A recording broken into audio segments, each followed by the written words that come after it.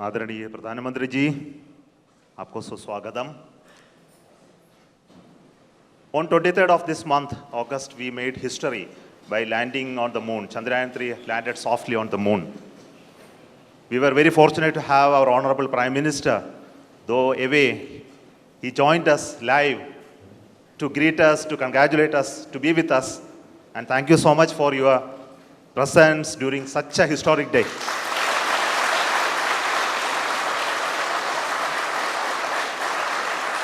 You promised us that you will come and meet us on that day. And you are here. And thank you so much for your gracious presence today amongst us. And today we look forward to your words of wisdom, your vision, your expectation from us. And for all those words, we are at ears to you. Honorable Pradhana Mantri ji, आपको मेरा स्वागत इस रो में, ये control centre में. Thank you, sir.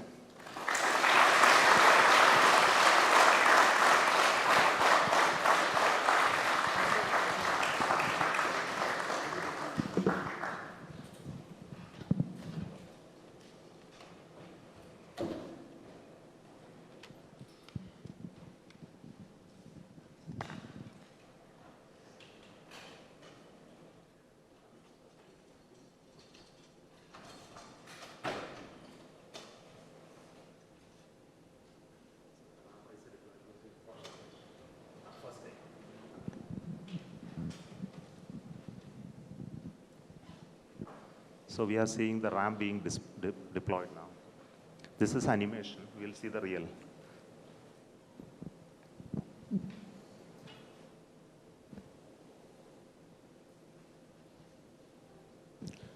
Next solar panel of the ramp of the rover, Pragyan opens. Then it establishes communication with the lander.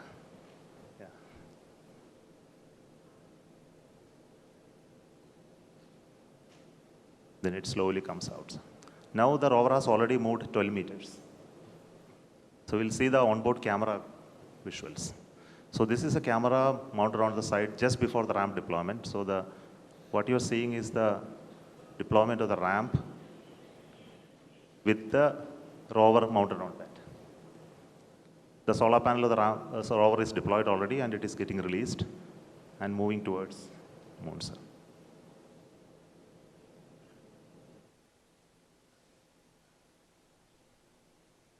So these images take a lot of time to come to Earth because data rate and processing. So now this is the early morning image of today morning. The rover is almost out of the field of view. It will turn in the day today and look at the lander and take more pictures. Thank you.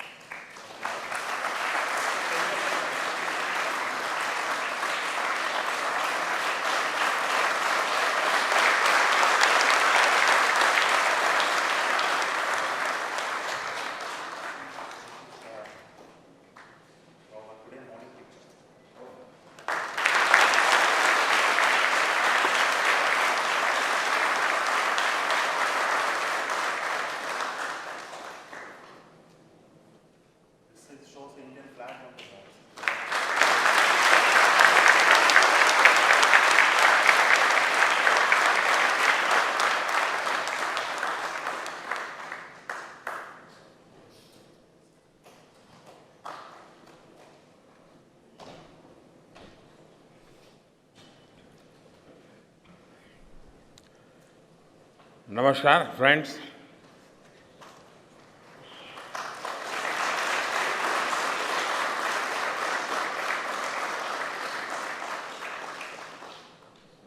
आप सभी के बीच आकर आज एक अलग ही खुशी महसूस कर रहा हूं। शायद ऐसी खुशी बहुत रेयर ओकेजन होते हैं जब तन मन खुशियों से भर गया हो। और व्यक्ति के जीवन में कई बार ऐसी घटनाएं घटती हैं कि वो बेसब्री हावी हो जाती है। इस बार मेरे साथ भी ऐसा ही हुआ है। इतनी बेसब्री,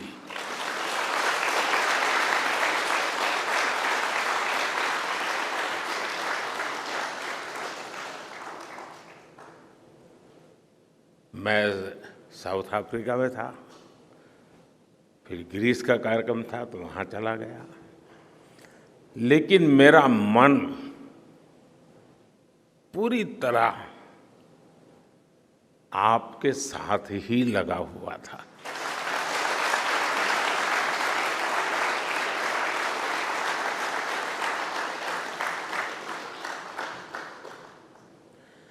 लेकिन कभी कभी लगता है कि मैं आप लोगों के साथ अन्याय कर देता हूं। बेसब्री मेरी और मुसीबत आपकी। इतनी सवेरे सवेरे आप सभी को और इतना और टाइम, लेकिन बस मन कर रहा था जाऊं आपको नमन करूं।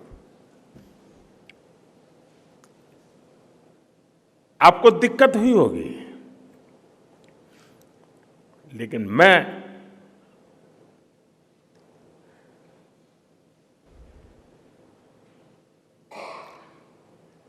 भारत में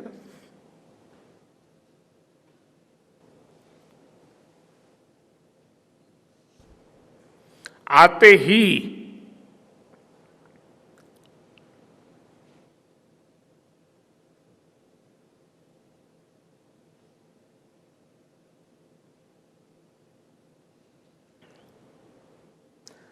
जल्द से जल्द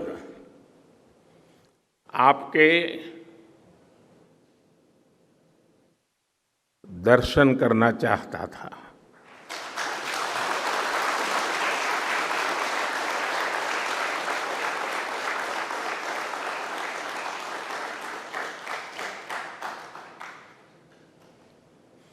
आप सबको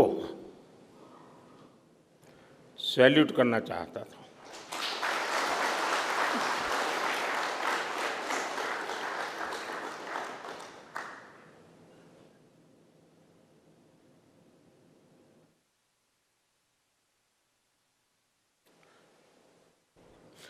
सैल्यूट आपके परिश्रम को, सैल्यूट आपके धैर्य को, सैल्यूट आपकी लगन को, सैल्यूट आपकी जीवटता को, सैल्यूट आपके जज्बे को। आप देश को जिस ऊंचाई पर लेकर गए हैं, ये कोई साधारण सफलता नहीं है। ये अनंत अंतरिक्ष में भारत के वैज्ञानिक सामर्थ्य का शंखनाद है।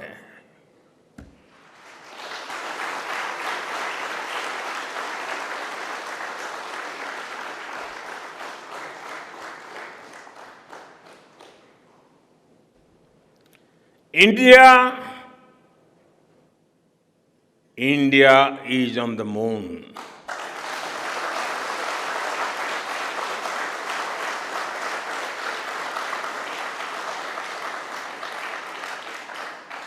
We have our national pride placed on the moon.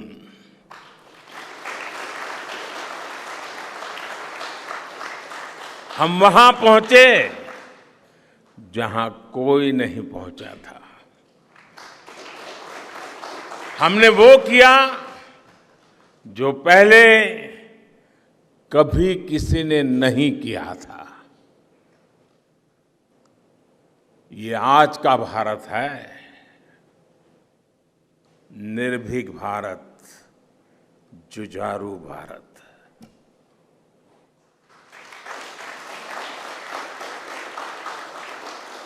ये वो भारत है जो नया सोचता है, नए तरीके से सोचता है, जो डार्क जोन में जाकर भी दुनिया में रोशनी की किरण फैला देता है।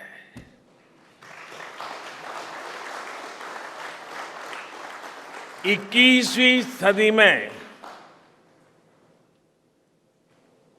यही भारत दुनिया की बड़ी बड़ी समस्याओं का समाधान करेगा। मेरी आंखों के सामने 23 अगस्त का वो दिन, वो एक एक सेकंड बार बार घूम रहा है। जब टचडाउन कंफर्म हुआ तो जिस तरह यहां इसरो सेंटर में पूरे देश में लोग उछल पड़े, वो दृश्य कौन भूल सकता है। कुछ स्मृतियां अमर हो जाती हैं। वो पल अमर हो गया। वो पल इस सदी के सबसे प्रेरणादायी क्षणों में से एक है। हर भारतीय को लग रहा था कि विजय उसकी अपनी है।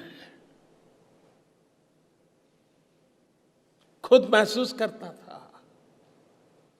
हर भारतीय को लग रहा था कि जैसे वो खुद एक बड़े एग्जाम में पास हो गया है।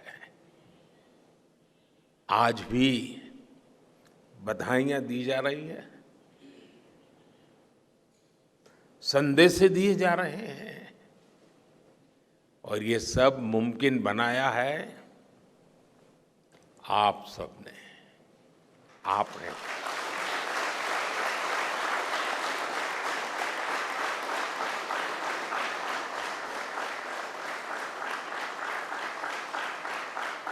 देश के मेरे वैज्ञानिकों ने ये मुमकिन बनाया है। मैं आप सबका जितना गुणगान करूं वो कम है। मैं आपकी जितनी सराहना करूं वो कम है। साथियों, मैंने वो फोटो देखी जिसमें हमारे मून लैंडर ने अंगद की तरह चंद्रमा पर मजबूती से अपना पैर जमाया हुआ है।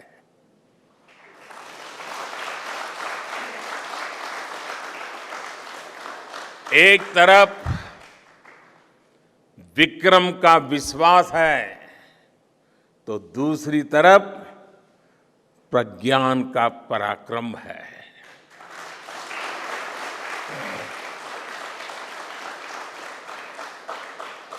हमारा प्रज्ञान लगातार चंद्रमा पर अपने पद चिन्ह छोड़ रहा है।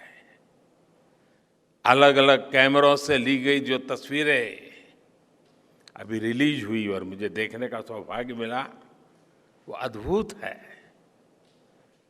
मानव सभ्यता में पहली बार धरती के लाखों साल के इतिहास में पहली बार उस स्थान की तस्वीर मानव अपनी आंखों से देख रहा है। और ये तस्वीर दुनिया को दिखाने का काम भारत ने किया है।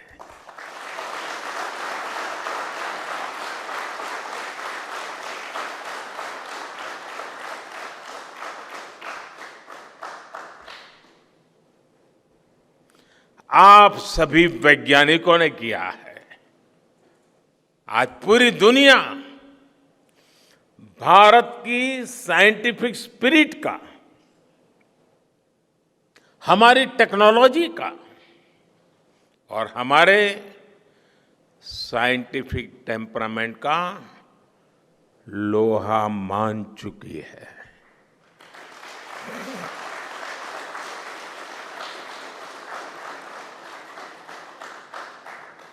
चंद्रयान महाअभियान सिर्फ भारत की नहीं बल्कि पूरी मानवता की सफलता है।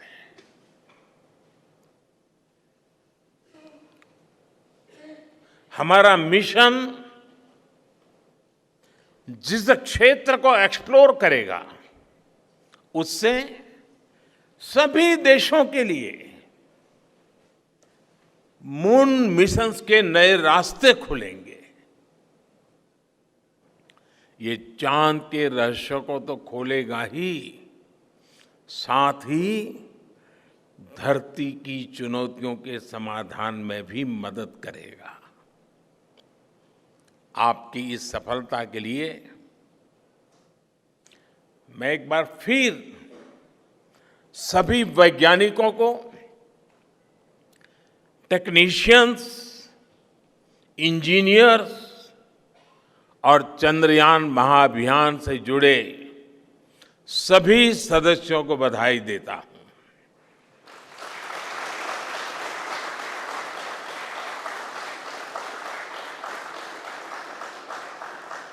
मेरे परिवारजनों, आप जानते हैं कि स्पेस मिशंस के टच डाउन पॉइंट को एक नाम दिए जाने की वैज्ञानिक परंपरा है। चंद्रमा के जिस हिस्से पर हमारा चंद्रयान उतरा है, भारत ने उस स्थान के भी नामकरण का फैसला लिया है।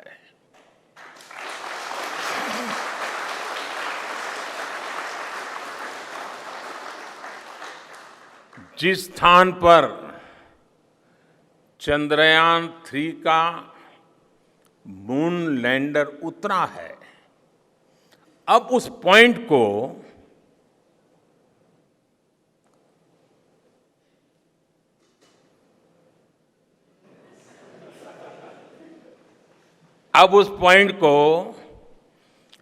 शिव शक्ति के नाम से जाना जाएगा।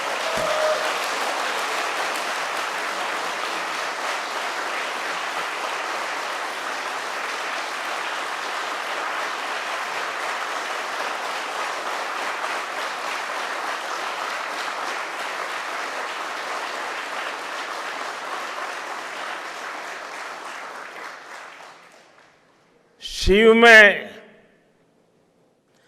मानवता के कल्याण का संकल्प समाहित है और शक्ति से हमें उन संकल्पों को पूरा करने का सामर्थ्य मिलता है। चंद्रमा का शिव शक्ति पॉइंट हिमालय से कन्याकुमारी से जुड़े होने का बोध कराता है।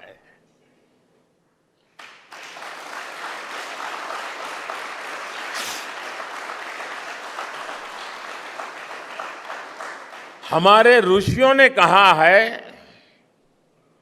येन कर्माण्य पशो मनीषिणो यज्ञे गुणवंती विद्येषु धीरः यत्पूर्व यक्ष्मन्तः प्रजानां तन्मे मनः शिव संकल्पमस्तु। अर्थात जिस मन से हम कर्तव्य कर्म करते हैं, विचार और विज्ञान को गति देते हैं, और जो सबके भीतर मौजूद है, वो मन शुभ और कल्याणकारी संकल्पों से जुड़े।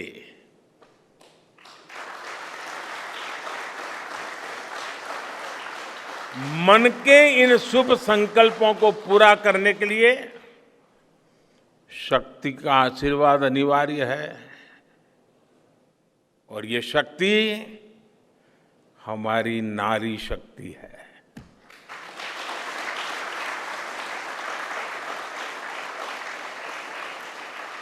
हमारी माताएं बहनें हैं। हमारे यहां कहा गया है, सृष्टि स्थिति विनाशानां शक्ति भूते सनातनी। अर्थात निर्माण से प्रलय तक पूरी सृष्टि का आधार नारी शक्ति ही है।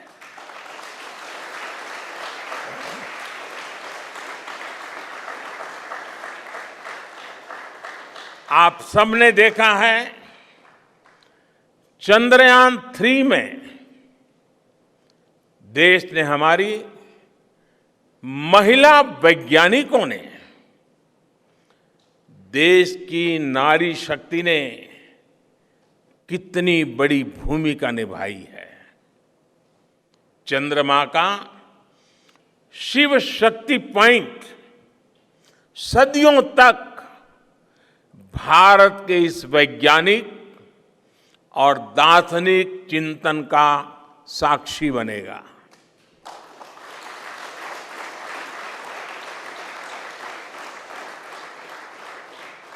ये शिव शक्ति पॉइंट आने वाली पीढ़ियों को प्रेरणा देगा कि हमें विज्ञान का उपयोग मानवता के कल्याण के लिए ही करना है। मानवता का कल्याण, यही हमारा सुप्रीम कमिटमेंट है। साथियों, एक और नामकरण काफी समय से लंबित है। 4 साल पहले जब चंद्रयान 2 चंद्रमा के पास तक पहुंचा था, जहां उसके पदचिन्ह पड़े थे, तब ये प्रस्ताव था कि उस स्थान का नाम तय किया जाए। लेकिन उन परिस्थितियों में निर्णय लेने के स्थान पर हमने प्रण लिया कि जब चंद्रयान 3 सफलतापूर्वक चांद पर पहुंचेगा, तब हम दोनों पॉइंट का नाम एक साथ रखेंगे।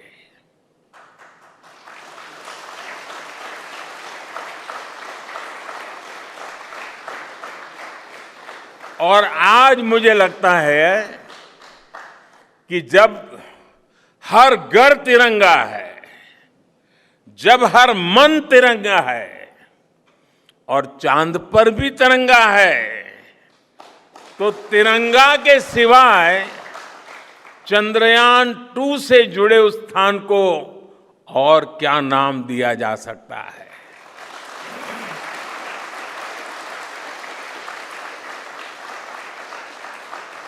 इसलिए चंद्रमा के जिस स्थान पर चंद्रयान 2 ने अपने पदचिन्ह छोड़े हैं, वो पॉइंट अब तिरंगा कहलाएगा।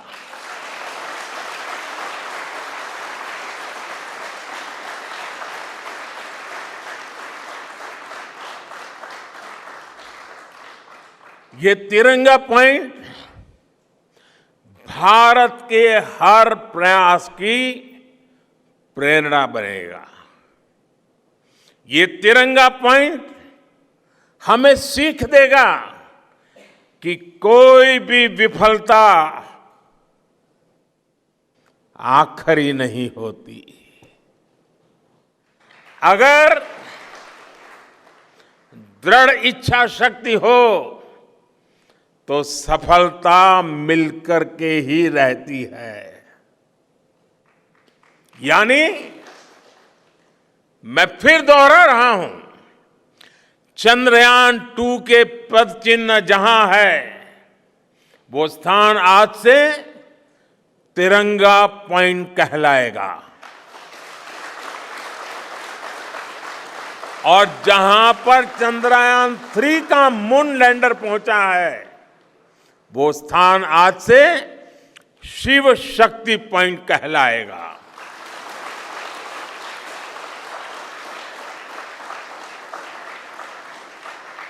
साथियों, आज भारत दुनिया का चौथा ऐसा देश बन चुका है जिसने चंद्रमा की सतह को छुआ है। ये सफलता तब और अधिक बड़ी हो जाती है जब हम ये देखते हैं कि भारत ने अपनी यात्रा कहां से शुरू की थी। एक समय था जब भारत के पास जरूरी तकनीक नहीं थी, सहयोग भी नहीं था। हमारी गिनती थर्ड वर्ल्ड यानी थर्ड रो में खड़े देशों में होती थी। थर्ड वर्ल्ड थर्ड रो में खड़े हुए लोगों में होती थी। वहां से निकलकर आज भारत दुनिया की 5वीं सबसे बड़ी अर्थव्यवस्था बना है।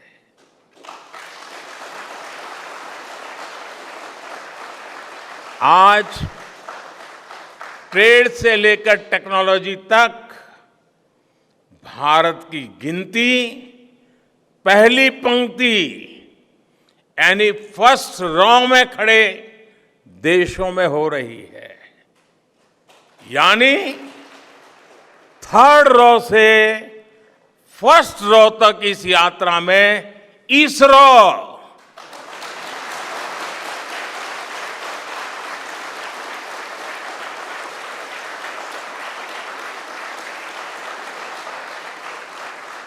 इसरो जैसी संस्थानों की बहुत बड़ी भूमिका रही है। आपने आज मेक इन इंडिया को चांद तक पहुंचा दिया है।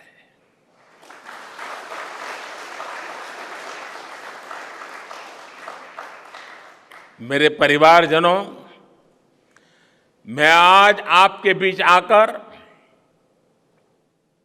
विशेष तौर पर देशवासियों को आपकी मेहनत के बारे में बताना चाहता हूं। जो मैं बातें बता रहा हूं वो आपके लिए नई नहीं है, लेकिन आपने जो किया है, जो साधना की है, वो देशवासियों को भी पता होना चाहिए। भारत के दक्षिण हिस्से से चंद्रमा के दक्षिणी ध्रुव तक चंद्रयान की ये यात्रा आसान नहीं थी। मून लैंडर की सॉफ्ट लैंडिंग सुनिश्चित करने के लिए हमारे वैज्ञानिकों ने इसरो की रिसर्च फैसिलिटी में आर्टिफिशियल मून तक बना डाला। इस आर्टिफिशियल मून पर विक्रम लैंडर को अलग अलग तरीके से सरफेस पर उतारकर उसका टेस्ट किया गया था। अब इतने सारे एग्जाम देकर हमारा मून लैंडर वहां गया है तो उसे सक्सेस मिलनी ही मिलनी थी।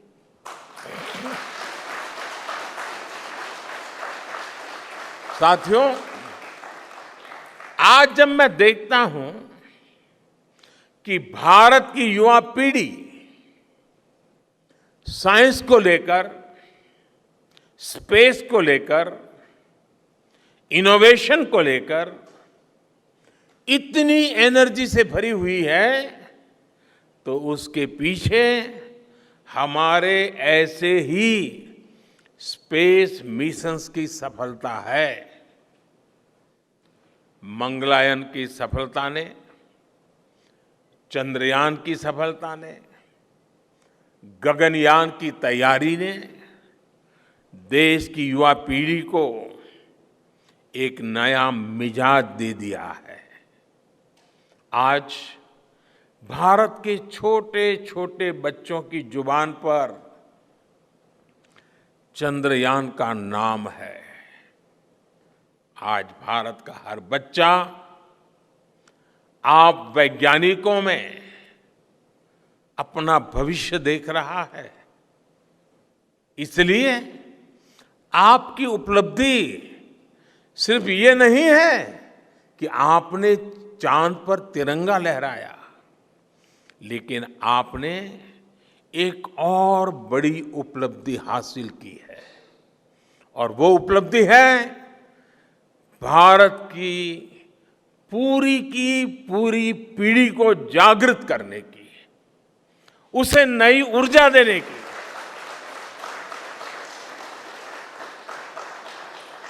आपने एक पूरी पीढ़ी पर अपनी इस सफलता की गहरी छाप छोड़ी है। आज से कोई भी बच्चा रात में जब चंद्रमा को देखेगा तो उसको विश्वास होगा कि जिस हौसले से मेरा देश चांद पर पहुंचा है, वही हौसला, वही जज्बा उस बच्चे के भीतर भी है, उस युवा के भीतर भी है। आज आपने भारत के बच्चों में आकांक्षाओं के जो बीज बोए हैं, कल वो वट वृक्ष बनेंगे और विकसित भारत की नींव बनेंगे।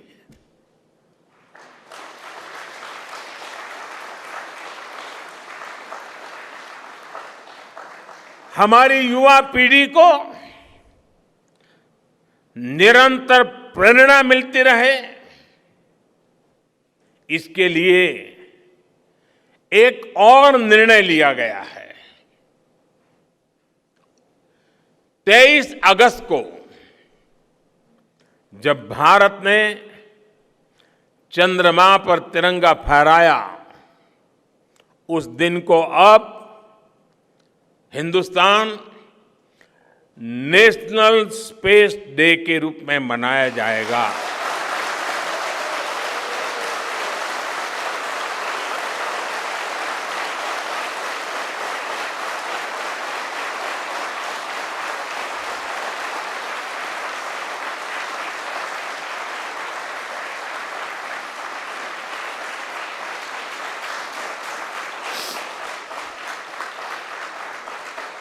जब हर वर्ष national space day science, technology और इनोवेशन की स्पिरिट को सेलिब्रेट करेगा, हमें हमेशा हमेशा के लिए प्रेरित करता रहेगा।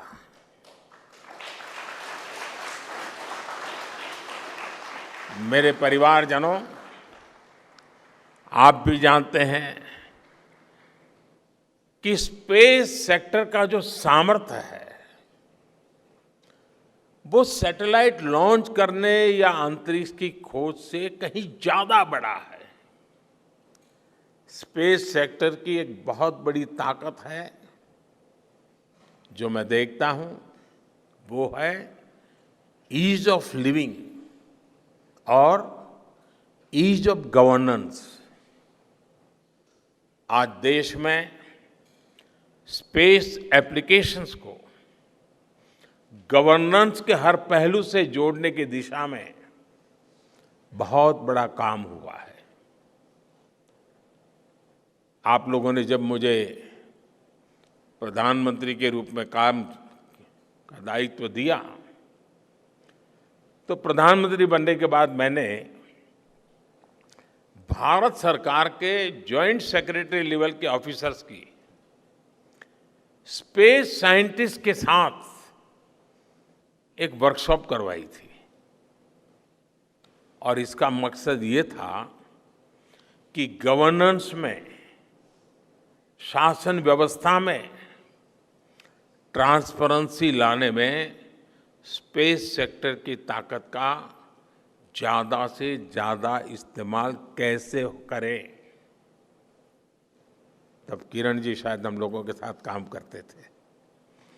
इसी का नतीजा था जब देश ने स्वच्छ भारत अभियान शुरू किया, शौचालयों का निर्माण शुरू किया, करोड़ों घरों को बनाने का अभियान चलाया।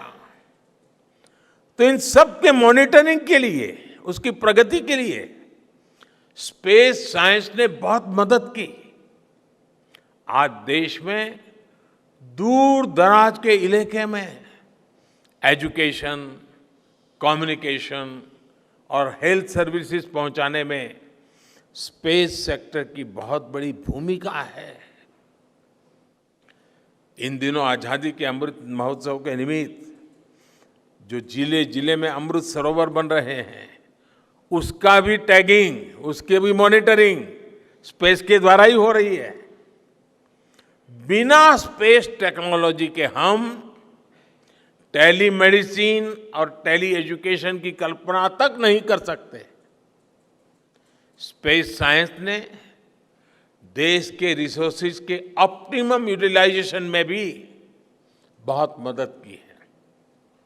हमारे देश के एग्रीकल्चर सेक्टर को ताकत देने में, मौसम का अनुमान लगाने में स्पेस सेक्टर जो मदद करता है वो देश का हर किसान जानता है।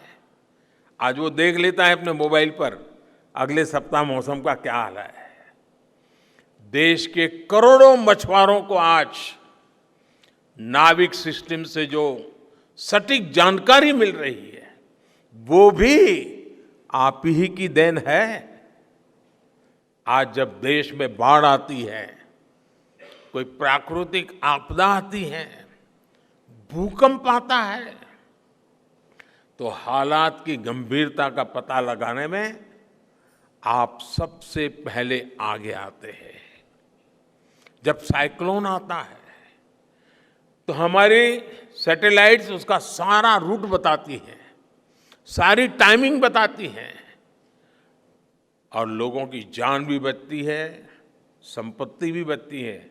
और सिर्फ साइक्लोन के कारण जो संपत्ति बचती है ना, उसका अगर जोड़ लगा दें तो आज स्पेस का जो खर्चा है उससे वो ज्यादा हो जाता था।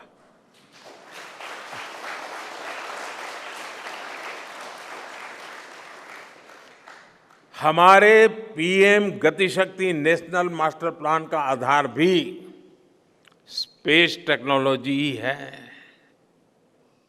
और आज दुनिया भारत के इस गतिशक्ति प्लेटफॉर्म का अध्ययन कर रही है कि प्लानिंग और मैनेजमेंट में ये प्लेटफॉर्म कितना उपयोगी हो सकता है।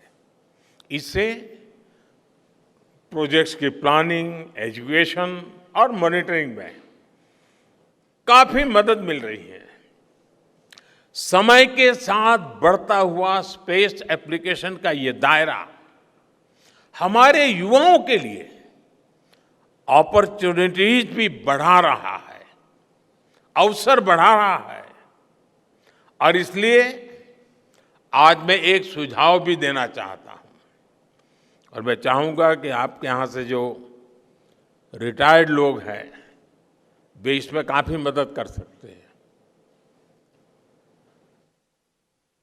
अब ये मत बोलिएगा कि इतनी सुबह सुबह मोदी जी यहां आए और कुछ काम भी दे करके जा रहे हैं।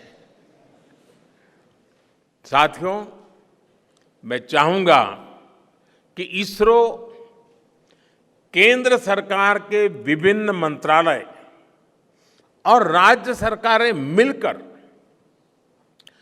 गवर्नेंस में स्पेस टेक्नोलॉजी पर एक नेशनल हैकाथॉन का आयोजन करें। इस हैकाथॉन में ज्यादा से ज्यादा युवा, ज्यादा से ज्यादा यूनिवर्सिटी, ज्यादा से ज्यादा नौजवान वो शामिल हो, जुड़े। मुझे विश्वास है ये नेशनल हैकाथॉन हमारी गवर्नेंस को और प्रभावी बनाएगा, देशवासियों को मॉडर्न सॉल्यूशंस देगा। और साथियों, आपके अलावा मैं अपनी युवा पीढ़ी को एक और टास्क अलग से देना चाहता हूं। और होमवर्क के दिए बिना बच्चों को काम करने का मजा नहीं आता है। आप सब जानते हैं कि भारत वो देश है जिसने हजारों वर्ष पूर्व ही धरती के बाहर अनंत अंतरिक्ष में देखना शुरू कर दिया था। हमारे यहां सदियों पहले अनुसंधान परंपरा के आर्यभट्ट, ब्रह्मगुप्त, वराहमिहिर और भास्कराचार्य जैसे ऋषि मनीषी हुए थे। जब धरती के आकार को लेकर भ्रम था, तब आर्यभट्ट ने अपने महान ग्रंथ आर्यभट्टीय में धरती के गोलाकार होने के बारे में विस्तार से लिखा था। उन्होंने एक्सिस पर पृथ्वी की रोटेशन और उसकी परिधि की गणना भी लिख दी थी। इसी तरह सूर्य सिद्धांत जैसे ग्रंथों में भी कहा गया है, सर्वत्रैव महिगोले, सर्वत्रैव महिगोले स्वस्थानम उपरि स्थितम मन्यन्ते खेयतो गोलस तस्य क्व ऊर्ध्वं क्व वादः। अर्थात पृथ्वी पर कुछ लोग अपनी जगह को सबसे ऊपर मानते हैं, लेकिन ये गोलाकार पृथ्वी तो आकाश में स्थित है, उसमें ऊपर और नीचे क्या हो सकता है, ये उस समय लिखा गया था। ये तो मैंने सिर्फ एक श्लोक बताया है। ऐसी अनगिनत रचनाएं हमारे पूर्वजों ने लिखी हुई है। सूर्य, चंद्रमा और पृथ्वी के एक दूसरे के बीच में आने से ग्रहण की जानकारी हमारे कितने ही ग्रंथों में लिखी हुई पाई जाती है। पृथ्वी के अलावा अन्य ग्रहों के आकार की गणनाएं, उनके मूवमेंट से जुड़ी जानकारी भी हमारे प्राचीन ग्रंथों में मिलती है। हमने ग्रहों और उपग्रहों की गति को लेकर इतना सूक्ष्म गणनाएं करने की वो काबिलियत हासिल की थी कि हमारे यहां सैकड़ों वर्ष आगे के पंचांग यानी कैलेंडर्स बनाए जाते थे। इसलिए मैं इससे जुड़ा एक टास्क अपनी नई पीढ़ी को देना चाहता हूं, स्कूल कॉलेज के बच्चों को देना चाहता हूं। मैं चाहता हूं कि भारत के शास्त्रों में जो खगोलीय सूत्र है, उन्हें साइंटिफिकली प्रूव करने के लिए नए सिरे से उनके अध्ययन के लिए नई पीढ़ी आगे आए। ये हमारी विरासत के लिए भी जरूरी है और विज्ञान के लिए भी जरूरी है। आज जो स्कूल के, कॉलेज के, यूनिवर्सिटी के स्टूडेंट्स हैं, रिसर्चर्स हैं, उन पर एक तरह से ये दोहरा दायित्व है। भारत के पास विज्ञान के ज्ञान का जो खजाना है वो गुलामी के लंबे कालखंड में दब गया है, छिप गया है। आजादी के इस अमृत काल में हमें इस खजाने को भी खंगालना है, उस पर रिसर्च करनी है और दुनिया को भी बताना है। दूसरा दायित्व ये कि हमारी युवा पीढ़ी को आज के आधुनिक विज्ञान, आधुनिक टेक्नोलॉजी को नए आयाम देने हैं। समंदर की गहराइयों से लेकर आसमान की ऊंचाई तक, आसमान की ऊंचाई से लेकर अंतरिक्ष की गहराई तक आपके लिए करने के लिए बहुत कुछ है। आप डीप अर्थ को भी देखिए और साथ ही डीप सी को भी एक्सप्लोर करिए।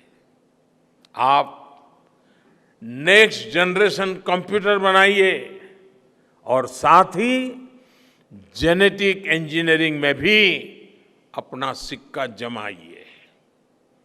भारत में आपके लिए नई संभावनाओं के द्वार लगातार खुल रहे हैं। 21वीं सदी के इस कालखंड में जो देश साइंस और टेक्नोलॉजी में बढ़त बना ले जाएगा, वो देश सबसे आगे बढ़ जाएगा। साथियों, आज बड़े बड़े एक्सपर्ट्स कह रहे हैं कि अगले कुछ वर्षों में भारत की स्पेस इंडस्ट्री $8 बिलियन से बढ़कर $16 बिलियन की हो जाएगी। सरकार भी इस बात की गंभीरता को समझते हुए स्पेस सेक्टर में लगातार रिफॉर्म कर रही है। हमारे युवा भी कमर कसकर तैयार है। आपको जानकर सुखद आश्चर्य होगा कि पिछले 4 साल में स्पेस सेक्टर में काम करने वाले स्टार्टअप्स की संख्या 4 से बढ़कर करीब करीब 150 हो गई है। हम कल्पना कर सकते हैं कि अनंत आकाश में कितनी अनंत संभावनाएं भारत का इंतजार कर रही हैं। वैसे कुछ दिन बाद 1 सितंबर से माईगॉव हमारे चंद्रयान मिशन को लेकर बहुत बड़ा क्विज कंपटीशन लॉन्च करने वाला है। हमारे देश के स्टूडेंट्स इससे भी शुरुआत कर सकते हैं।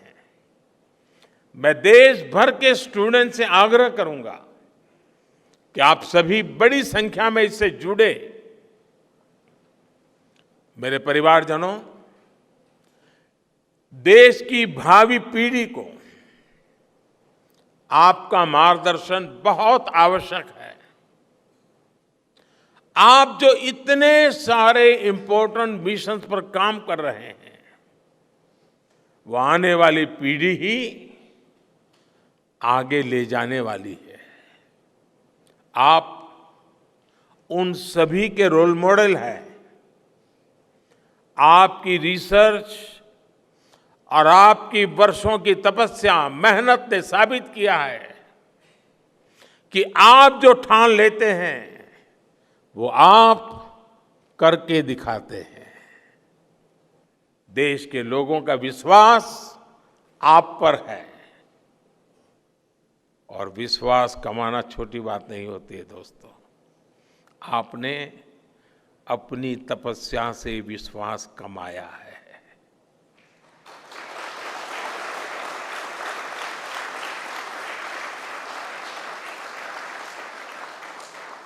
देश के लोगों का आशीर्वाद आप पर है। इसी आशीर्वाद की ताकत से, देश के प्रति इसी समर्पण भाव से भारत साइंस एंड टेक्नोलॉजी में ग्लोबल लीडर बनेगा। और मैं आपके बीच बड़े विश्वास के साथ बताता हूं, इनोवेशन की हमारी यही स्पिरिट ही 2047 में विकसित भारत के सपने को साकार करेगी। इसी विश्वास के साथ मैं फिर एक बार आप सबके दर्शन करके पावन हुआ हूं। देशवासी गौरव से भरे हुए हैं। सपने बहुत तेजी से संकल्प बन रहे हैं और आपका परिश्रम उन संकल्प को सिद्धि के तक ले जाने के लिए बहुत बड़ी प्रेरणा बन रहा है। आपको जितनी बधाई दूं कम है, जितना अभिनंदन करूं कम है। मेरी तरफ से करोड़ों करोड़ों देशवासियों की तरफ से, दुनिया भर की साइंटिफिक कम्युनिटी की तरफ से अनेक अनेक धन्यवाद, बहुत बहुत शुभकामनाएं। भारत माता की, भारत माता की, भारत माता की। धन्यवाद।